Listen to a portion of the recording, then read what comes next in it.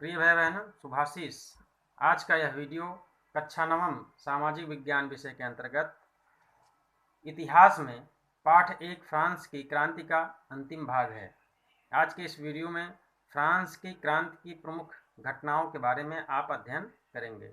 भैया बहनों, फ्रांस की क्रांति, जैसा कि हम सभी जानते हैं, फ्रांस की क्रांति 14 जुलाई 1789 ईस्वी को बास्तील की दुर्ग की घटना से प्रारंभ होकर के और 18 जून 1815 ईस्वी को नेपोलियन की पराजय के बाद समाप्त हुई। नेपोलियन की पराजय के साथ समाप्त हुई। 18 जून 1815 ईस्वी को वाटरलू के मैदान में नेपोलियन की पराजय हुई और उसे ब्रिटेन, प्रशा, ऑस्ट्रिया और रूस के द्वारा बंदी बना लिया गया। इन चारों देशों की संयुक्त सेनाओं ने और नेपोलियन पर आक्रमण किया, फ्रांस पर आक्रमण किया और नेपोलियन को परास्त करके उसे बंदी बनाकर सेंट हेलेना द्वीप, जो अफ्रीका के और पश्चिमी भाग में अटलांटिक महासागर में स्थित है, वहां पर उसे बंदी बना दिया गया नेपोलियन को, और वहीं पर उसकी कुछ दिनों पश्चात मृत्यु हो गई। तो इस प्रकार से फ्रांस की क्रांति की प्रमुख घटनाएं आपके सामने हैं। फ्रांस की क्रांति की घटनाओं को हम 4 चरणों में बांट सकते हैं। प्रथम चरण जो उदारवादियों का चरण था, इस चरण की शुरुआत और वास्तव में 5 मई 1789 ईस्वी को ही हुई। वहाँ पर जो स्टेट्स जनरल में एता जेनेरो में जो बैठक हुई थी और द्वितीय वर्ग के लोगों पर जो कर लगाया वहाँ का सम्राट ने, उसके विरुद्ध और तीनों वर्गों के लोगों की बैठक हुई। वहाँ बैठक के पश्चात और जो टेनिस कोर्ट था, टेनिस कोर्ट के मैदान में लोग इकट्ठा हुए और एता जेनेरो का अर्थात स्टेट्स जनरल का, संसद का विरोध किए और विरोध करने के बाद वहाँ नेशनल असेंबली का गठन किया। नेशनल असेंबली के गठन के साथ वहाँ पर एक शपथ लिया उसी टेनिस कोर्ट के मैदान में और मिराबियो के नेतृत्व में, उसकी अध्यक्षता में एक शपथ हुआ। वह शपथ टेनिस कोर्ट की शपथ कहलाया। शपथ में यह कहा गया कि हम यहाँ इस मैदान से तब तक नहीं हटेंगे जब तक कि हम अपने देश के लिए एक अच्छा संविधान तैयार नहीं कर लेते हैं, और चाहे हमारे साथ पेशेवर मुजरिम जैसा व्यवहार क्यों ना किया जाए। तो इस प्रकार से मिराबियो जो एक पादरी था, उसकी अध्यक्षता में यह शपथ लिया गया। उदारवादी विचारधारा का पोषक मिराबियो था और उसने कोई और तोड़फोड़ की बात नहीं की और ना ही मारकाट की बात की, युद्ध की बात की। धरना दे करके और सहनशीलता पूर्वक, उदारवादिता पूर्वक उसने यह शपथ लिया। इसके पश्चात संविधान बनाने के लिए अनेक प्रयास हुए, जैसा कि 26 अगस्त 1789 ईस्वी को मानवाधिकारों की घोषणा की गई और इसके बाद चर्च पर नियंत्रण स्थापित करने का प्रयास किया गया। यह फ्रांस के क्रांति का एक अनूठा कदम था, मानवाधिकारों की घोषणा करना। वहाँ पर मानव का अपना कोई अधिकार नहीं था और 10 मानवाधिकारों की घोषणा की गई और 1791 ईस्वी में लिखित संविधान तैयार कर लिया गया। तो क्रांति का जो प्रथम चरण था उसमें बास्तिल के दुर्ग की घटना के पूर्व ही और यह घटना घटी। उसके बाद इसमें जो बास्तिल के दुर्ग की घटना, इसके अंतिम चरण में जो घटी, इस पर नियंत्रण स्थापित राजा ने कर लिया। इसके पश्चात सब लोगों ने धैर्यपूर्वक और धरना प्रदर्शन किया। धरना प्रदर्शन के बाद एकत्रित हुए, आंदोलन को और गति मिली और 1791 ईस्वी में जाकर के फ्रांस का संविधान तैयार हुआ। 1789 ईस्वी में ही मानवाधिकारों की घोषणा हो गई। द्वितीय चरण जो था वह उग्रवादी चरण कहलाया। यह 1792 ईस्वी से 1794 ईस्वी तक फ्रांस के इतिहास में मशहूर है। इस चरण में राष्ट्रीय सभा को भंग कर दिया राजा ने, लुई 16वें ने, और अपनी शक्ति को इसने जाते देख, अर्थात जो नेशनल असेंबली थी, नेशनल असेंबली कार्य करने लगी तो राजा को लगा कि हमारी शक्ति अब छीनी जा रही है, तो वह एकदम बौखला करके और राष्ट्रीय सभा को भंग करने का प्रयास किया।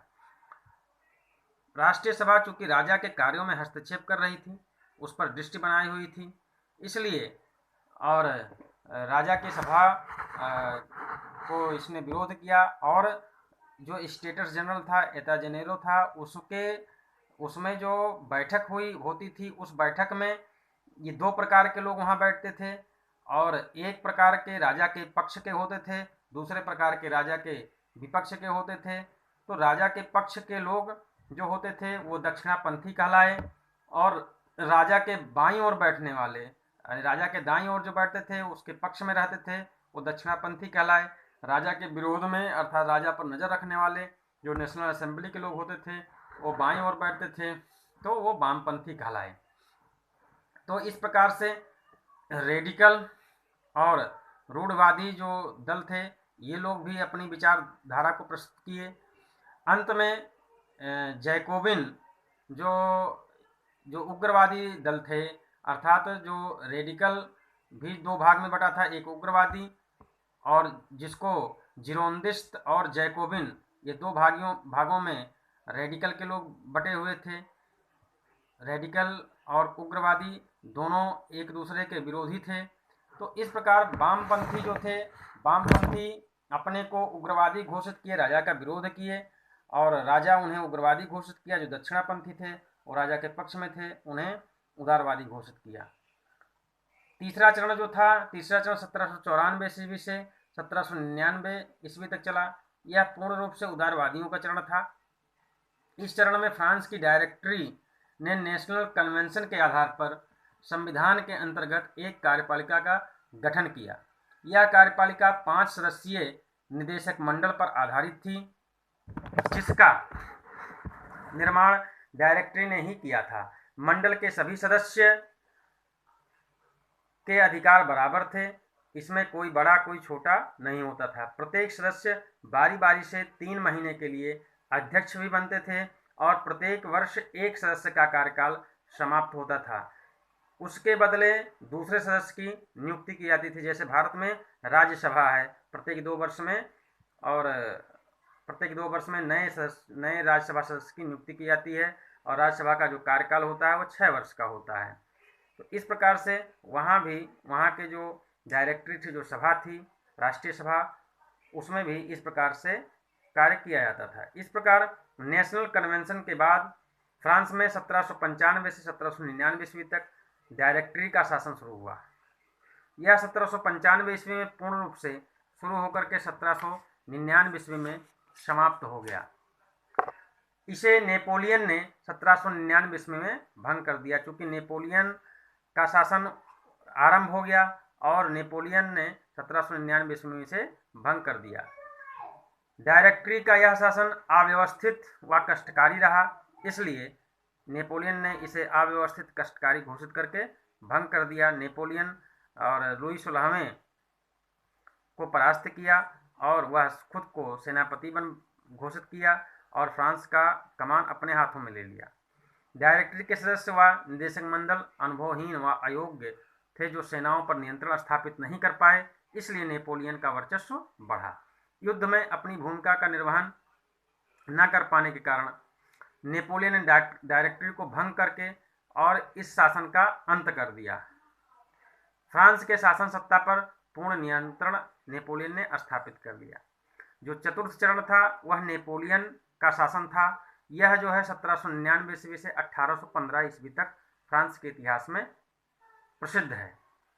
इसे नेपोलियन का युग कहते हैं, या नेपोलियन का तानाशाही युग कहते हैं। इस चरण में नेपोलियन का तानाशाही शासन चलता था। इसमें उसने फ्रांस की डायरेक्टरी को भंग करके अपने अनुसार फ्रांस का शासन चलाया। 1804 ईस्वी में उसने एक नागरिक संहिता सिविल कोड का निर्माण किया, जिसे नेपोलियन संहिता के नाम से भी जाना जाता है। इस कोड के आधार पर उसने फ्रांस में प्राचीन काल से चली आ रही जन्म पर आधारित विशेषाधिकार को समाप्त कर दिया। अर्थात जो द्वितीय वर्ग और जो प्रथम वर्ग के जो लोग थे, उनको जन्म से कुछ विशेषाधिकार प्राप्त थे, उस विशेषाधिकार को उसने समाप्त कर दिया। साथ ही कानून के समक्ष समानता स्थापित की, जनता के संपत्ति और प्रशासनिक प्रभागों के अधिकार सुरक्षित कर दिए, सामंती प्रणाली को भी समाप्त किया, किसानों द्वारा दिए जाने वाले जो भू राजस्व थे उसको भी समाप्त करके और जागीरदारी शुल्क को भी समाप्त कर दिया। साथ ही शहरी क्षेत्रों में जो कारीगर थे उनके श्रेणी संघ को भी समाप्त कर दिया। श्रेणी संघ जो कारीगरों से वसूली करते थे उस श्रेणी संघ को भी समाप्त किया। सभी कानूनों को समाप्त कर उसने सार्वभौमिक कानून स्थापित किया जिसे यूनिवर्सल लॉ कहते हैं। इससे मानवीकृत भार और उपायों तथा सामान्य राष्ट्रीय मुद्रा से समाज का प्रत्येक वर्ग लाभान्वित हुआ। तो यह नेपोलियन का युग कहा गया। इसमें नेपोलियन ने अपने अनुसार शासन चलाया और अपने अनुसार शासन चला करके जनता, जो आम जनता थी, उसको ऊपर उठाने का उसने प्रयास किया। जो प्रथम वर्ग और द्वितीय वर्ग थे उनको जन्म से विशेषाधिकार मिले हुए थे, वो भी सामान्य जनता की श्रेणी में आ गए। लेकिन ब्रिटेन और रूस तथा ऑस्ट्रिया फ्रांस के दुश्मन थे। वे सब मिल करके नेपोलियन पर आक्रमण किए और 18 जून 1815 ईस्वी को वाटरलू के मैदान में नेपोलियन परास्त हुआ। उसे शिकस्त मिली संयुक्त सेनाओं द्वारा और उसे बंदी बना लिया गया। इसके बाद फ्रांस का जो इतिहास रहा वो आगे लोकतंत्र की स्थापना के लिए अग्रसर हुआ और वियना में, ऑस्ट्रिया की राजधानी वियना में एक कांग्रेस अर्थात सम्मेलन हुआ। उस सम्मेलन के आधार पर फ्रांस की दशा तय की गई। इसी के बाद जर्मनी का एकीकरण और इटली का एकीकरण भी प्रारंभ हुआ। तो आज के वीडियो में फ्रांस की क्रांति के प्रमुख घटनाओं को संक्षेप में आपके सामने प्रस्तुत किया गया। आशा है कि यह समझ में आया होगा। आज के लिए इतना ही। धन्यवाद।